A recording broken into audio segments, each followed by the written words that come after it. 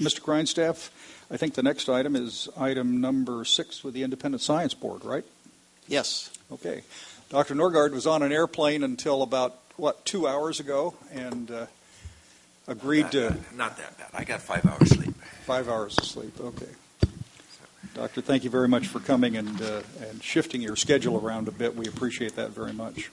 Well, I'm very pleased to be here, and my apologies for not making it on the March 16th meeting, and appreciation to Lauren Hastings to present the report then, and for Joe Grindstaff to help confirm that the Independent Science Board was alive and well in spite of my absence and Mike Healy's resignation. We do have a new vice chair, Tracy Collier, and he's doing fantastically well, and I'm very pleased to have him on board. And we are in the process of searching for a 10th member, and I can't report how that's going, but Peter Goodwin is more in charge of that. Refresh our memory again. The application period is for how long? I just don't remember. I'm not... Lauren, come up. Oh, there's Dr. Hastings.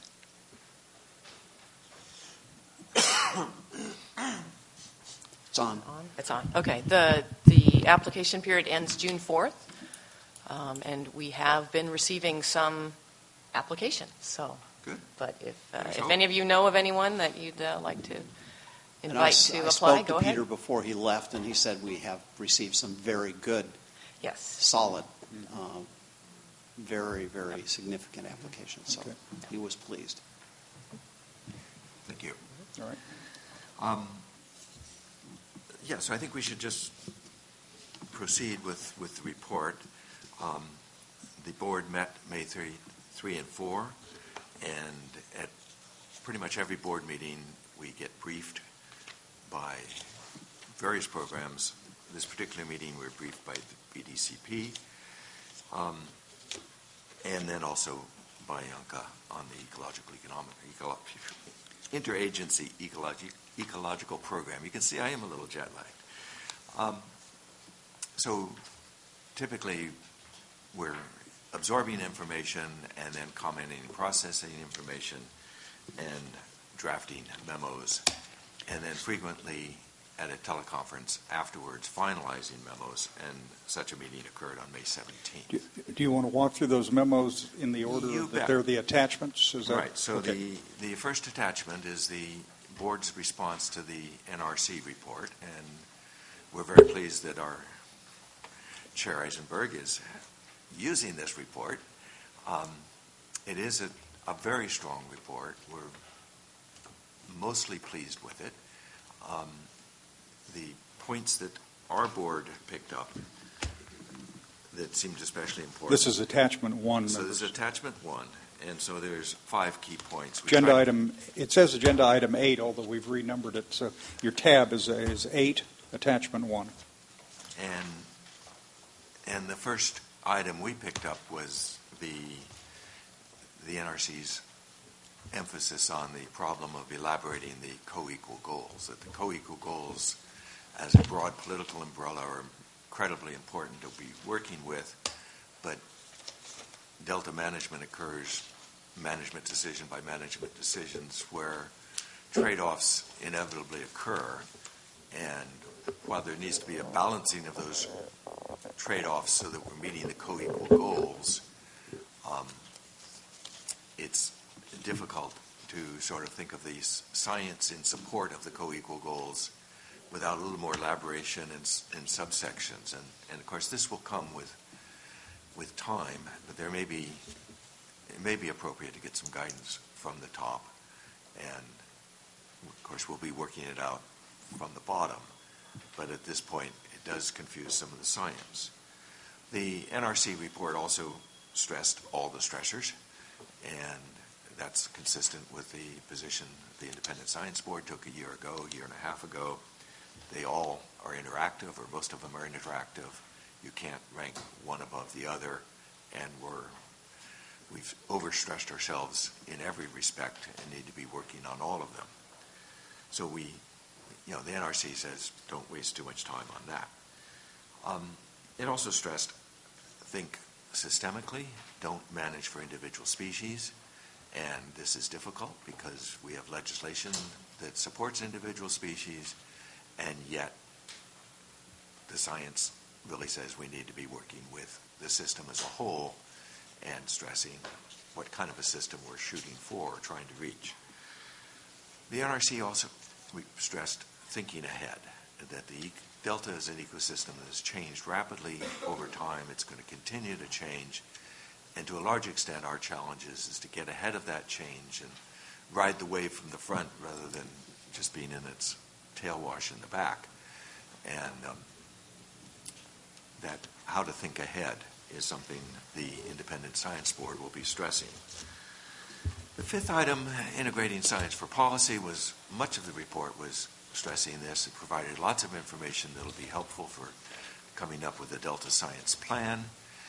And I think the Independent Science Board, like the NRC, were composed of scientists. They were composed of scientists, and yet they were very concerned that without strong governance and strong science governance, you can have great scientists, you can have great science planning, you can have great science programs, but it's really in this integration with the governance where it can all come together, and just how that is going to happen is a significant concern.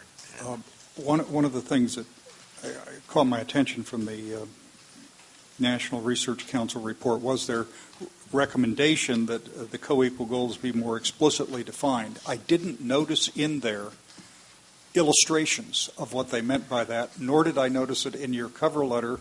And what do you guys folks have in mind? We probably stretched our scientific limits when we said the report provides guidance as to what to do there. It sort of says we need to work on that, and it didn't provide as much guidance as. And it would.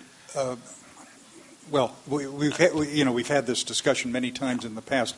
There's a point at which, if science says, here are the policy decisions you have to make first in order to allow science to function effectively in analysis and recommendations, tell us what they are. Now, the council has some recommendations about attitudes about water and expectations about water and ecosystem, but I'd sure be interested with anything the Independent Science Board could advise us on as to what those clarifications might be. And I think our concern, our interest in the clarifications would be more, to what extent does one type of habitat enhancement compensate for losses somewhere else, or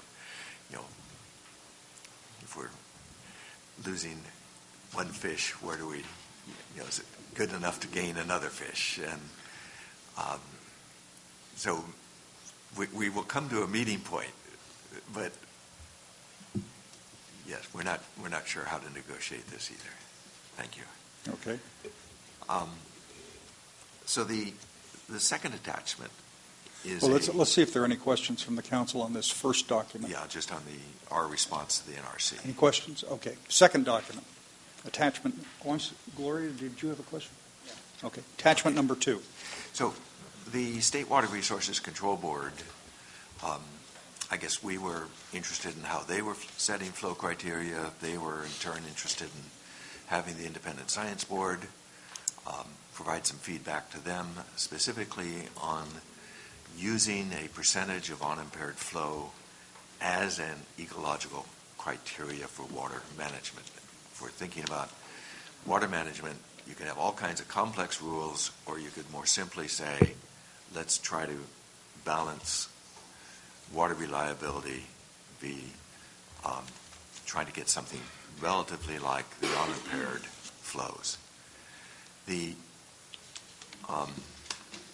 Les Grover met with us on 2 occasions. From Mr. Grover, from the Water Board. From the State Water Resources Control Board, and presented 5 questions to us.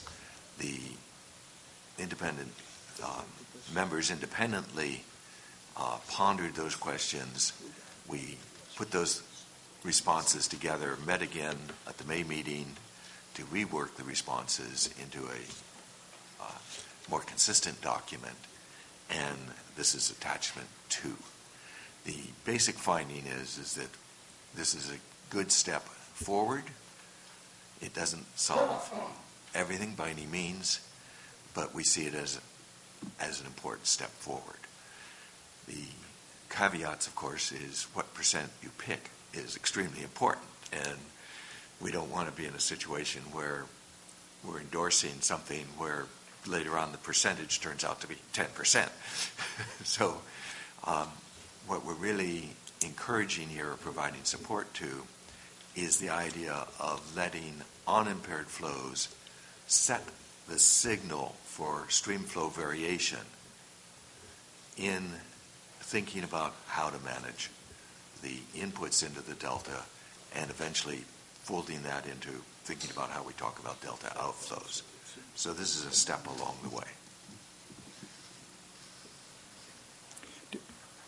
Dr. Nordgaard, when I just saw this memo late and I skimmed through it, but it seemed to me that the most significant section was your response to their question about percent of unimpaired flow as a method or a methodology Yes. Of determining water quality benefits and so on. Maybe you could talk about that. That's, I think, the fourth question. Yes. So the major issues here are unimpaired flow is not the same as natural flow. Natural flow, of course, we no longer have the natural system that we historically had, and even that was a changing and highly variable system. So unimpaired flow is what can be calculated from upstream stream gauges and then imagining the dams not being in place, and what would then the flow be pretty much below the dams. And that's not the same as natural flow, and so we acknowledge that. It will still provide the kinds of variation in flow that reflect the variation in flow of the natural system, except that the vegetation coverage is different. The channels below reservoirs are different. But still, as a way of introducing or reintroducing fluctuations, as opposed to just saying, gee, during June, the flows ought to be this much. We're encouraging the fluctuations, and the unimpaired is a way to put that fluctuation in. Mr. Fiorini had a question. The VAMP studies that lasted 12 years and ending 1 or 2 years ago were designed to experiment with that concept. Yes. What did we learn from the 12 years of experiments with VAMP? And I'm going to have to ask Lauren to come back to the table to summarize that. Dr. Hastings. I guess my bigger question is, do we know that simply adding more flow is going to help the salmon without doing anything in regards to increasing shallow water habitat? No. We know we need to reduce the other stressors. We know we need to improve the habitat. And so this memo is limited to this issue of how do we think about putting variation in the flow into the water management process. Dr. Hastings, why don't you respond to Mr. Fiorini's question on VAMP, please? Well, the VAMP program was looking at a combination of flow changes and changes in exports. And I think one of the big things that was learned, because they encountered a lot of issues and other variables that changed during that program, which is reality. And so I think they actually struggled to come to conclusions based on the original intent of that study, because there were so many other things that changed. Tagging programs changed. Tagging, they had a lot of problems with tagging. Were the barriers in or out? And yeah, so anyway, I think we still have a lot of questions out there. I think one of the things that was learned is that there are extreme losses in out-migrating fish through predation, but what are all the causes and possible solutions to that problem? So that's another variable that we have to address. So I think to me, one of the outcomes is it shows that the interaction of all of these stressors, and it's how to take all that into account is one of our challenges. I haven't had a chance to review the letter, but I think just skimming it a few minutes ago suggests that you're communicating to the state board that you want to take a look at more than just simply adding more flow, and that variability and other factors come into play. I want to suggest that if we're serious about adaptive management here at the Delta Stewardship Council, that when we have a 12-year study like the Vernalis Adaptive Management Program, somebody ought to be citing that and telling us what went right, what went wrong, and how we adaptively manage from something like that, rather than just start as if nothing has been done and that we need to try this or we need to try that. I think that's a valid concern. We do have a board that sort of comes out of nowhere and makes pronouncements and tying it to the experience of the science agencies makes sense.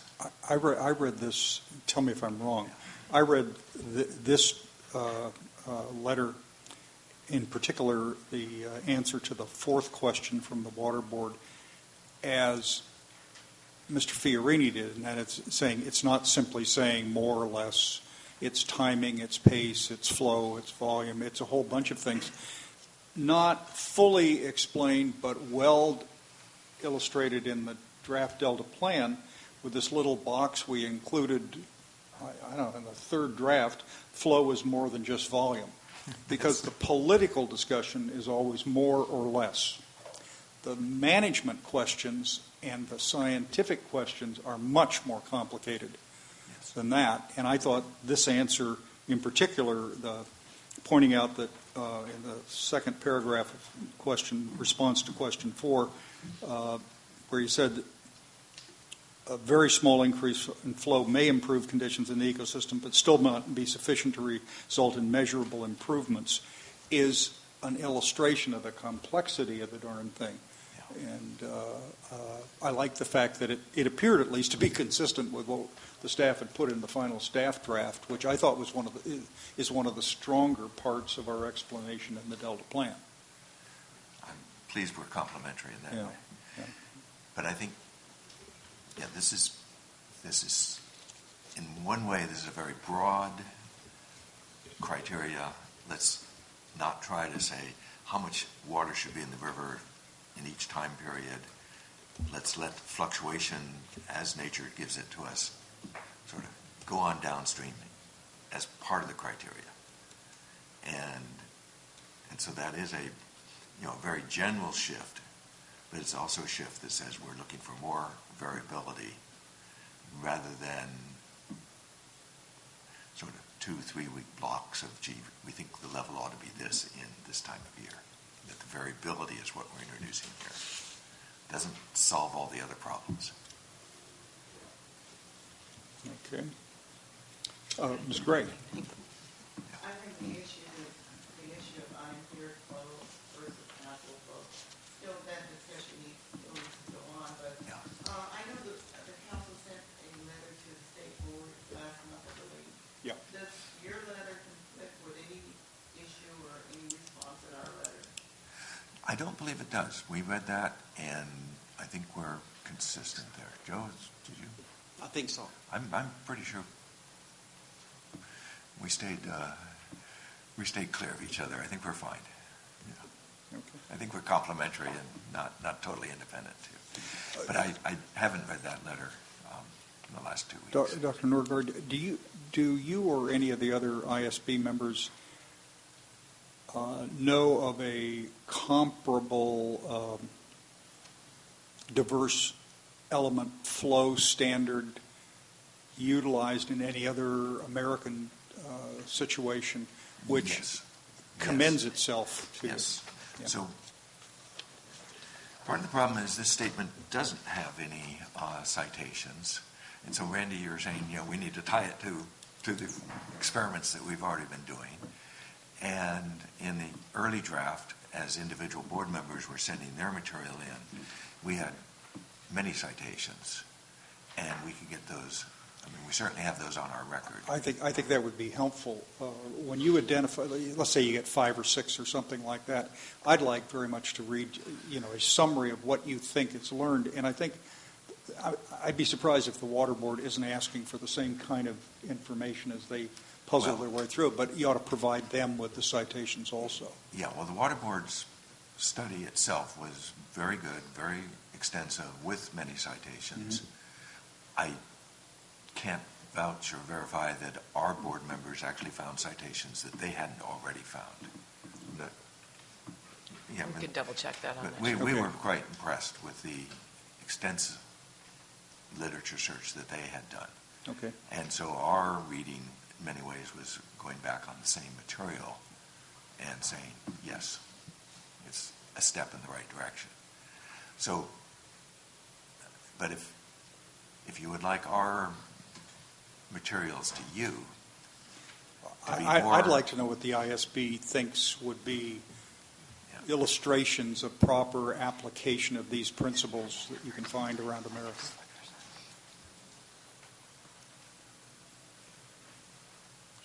And it's not, I didn't read anything in here. The details came out. I remember the version that Dick's talking about that had the additional we details.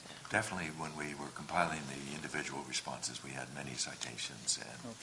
And when we finally drafted it, we took the citations out, figuring, you guys don't want all that, but we'll bend to your wishes. Good. All right, any other questions from members of the council on this item? Okay. Let's go to the attachment 3, which is, I guess, your work plan. Yes. So, in the March meeting, Hank said, "What are we doing? Do we have a work plan?" And so we have a work plan.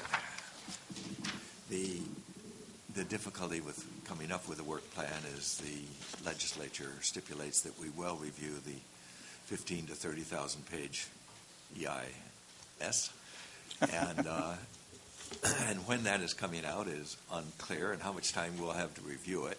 And we thought we could maybe get started on the administrative draft. Can I make a suggestion that maybe the way to start is go to the fold-out chart, because that's the place that identifies the subject areas of your activity, I think more clearly than the timing memo itself. You're just looking on the left-hand side here. Yeah, right. Yes. The activity in the month.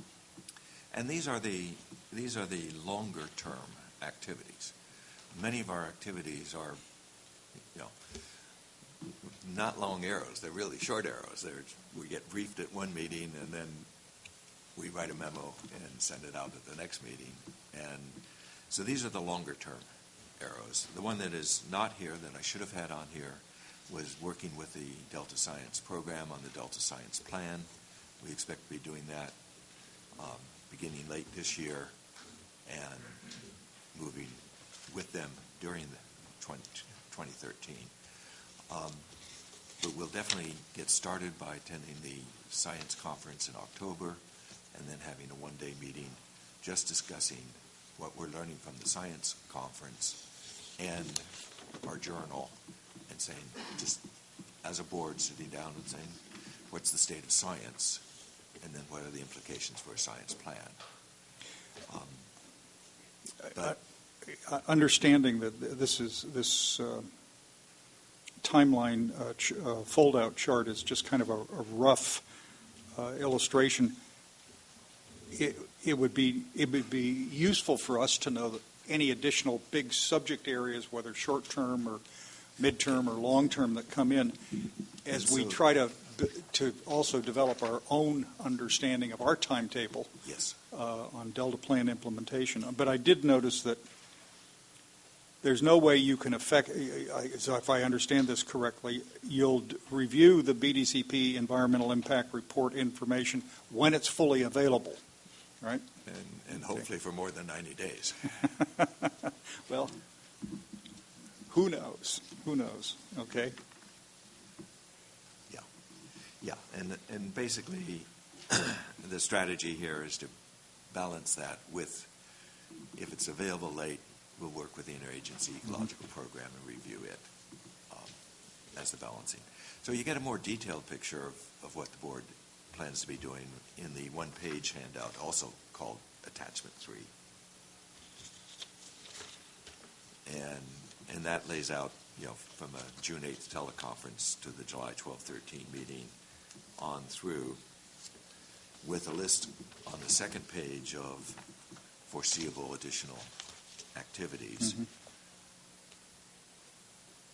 And I think I'm just pointing out that we have a lot on our plate, and what's really frustrating is planning it, because we have this big elephant, the EIS, to work with. I should interject that I have been assured as recently as yesterday that they are on schedule to release the draft document in September. So whether that actually happens, I can't guarantee, but I have been assured that will happen. Okay. Comments? Yeah, Hank. Yes.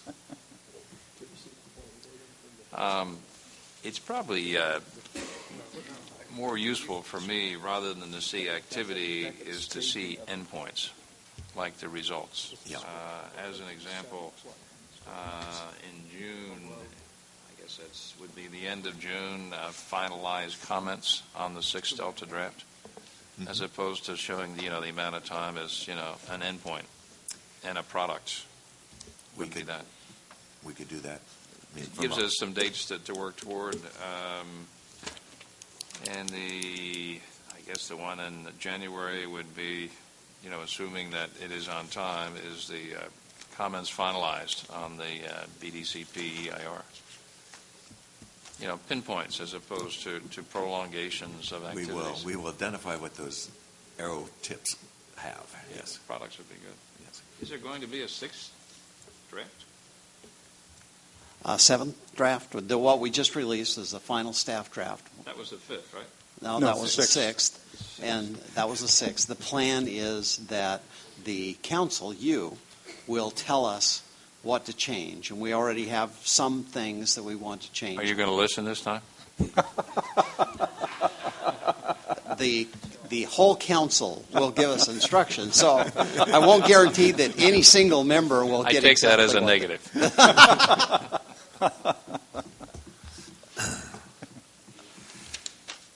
I can see Joe takes it from all of us.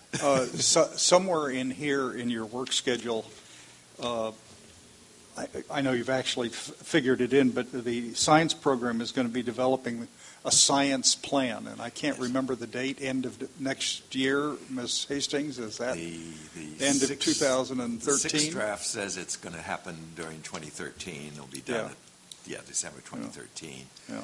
We have been thinking about this continuously a little bit, and we'll be thinking about it more in our October 16 meeting. And then we expect as a board to have a board meeting in which agencies come in, and anybody who would like to contribute ideas to what a science plan ought to look like, sort of an open discussion of what are we looking for in a science plan. By the board doing it, the staff isn't stuck with it. We can just help filter it. And then, of course, as written documents come out, we'll be reviewing those. My expectation is that the lead scientist will bring the concepts to the council. We had a long discussion last month about the science plan, and so as I understand it, Dr. Goodwin will be bringing information forward, talking with the council about what he believes should be in the science plan and getting your feedback as we go through the process. Okay. All right. Other questions on this attachment? Okay. Let's go to attachment number 4. Attachment 4 and attachment 5 were products from March that came to you during the March 16 meeting. I wasn't here to present them. I'm here to comment on them if you'd like feedback on them.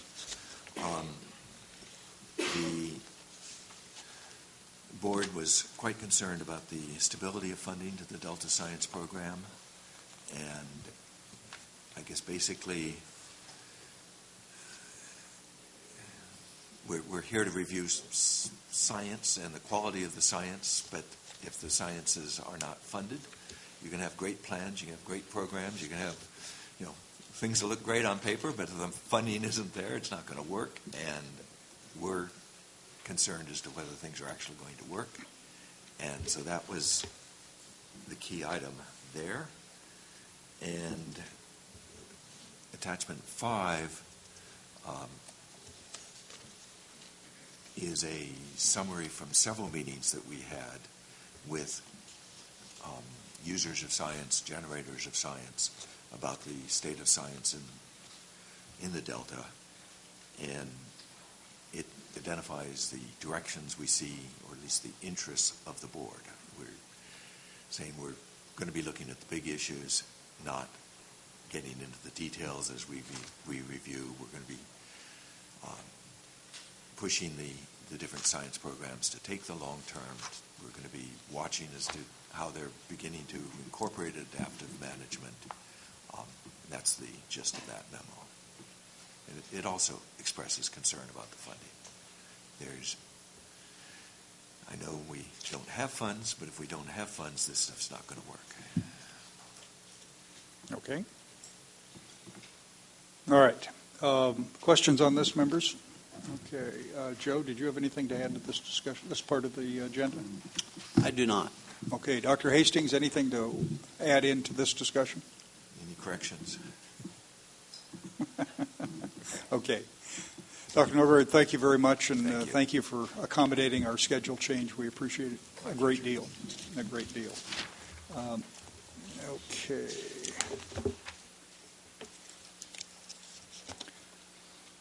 Joe, what's your estimation of, I guess when Dr. Norgard gets back, the science program report from this month will be consolidated with something in June. Okay, so we ought to anticipate more than just a cursory report from him.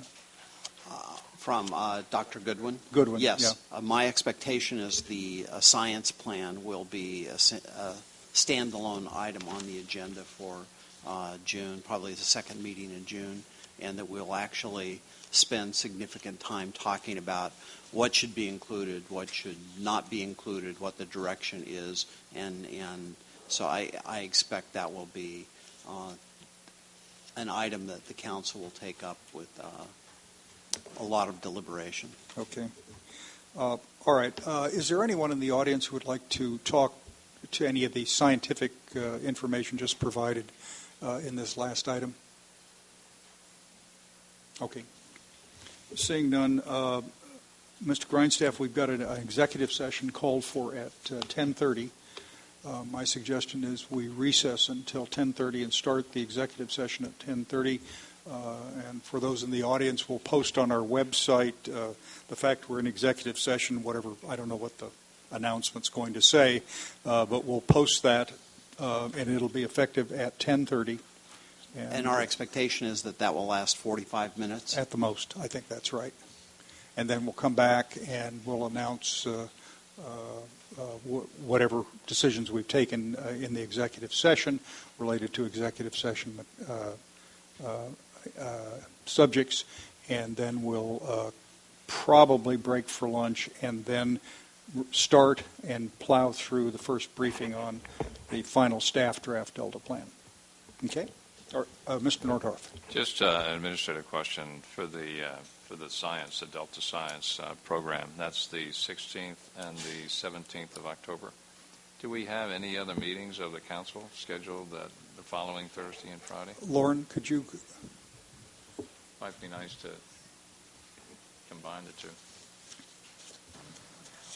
For the biennial Bay Delta Science Conference, it's Tuesday through Thursday, the 16th through the 18th. I think that's the week in between council meetings.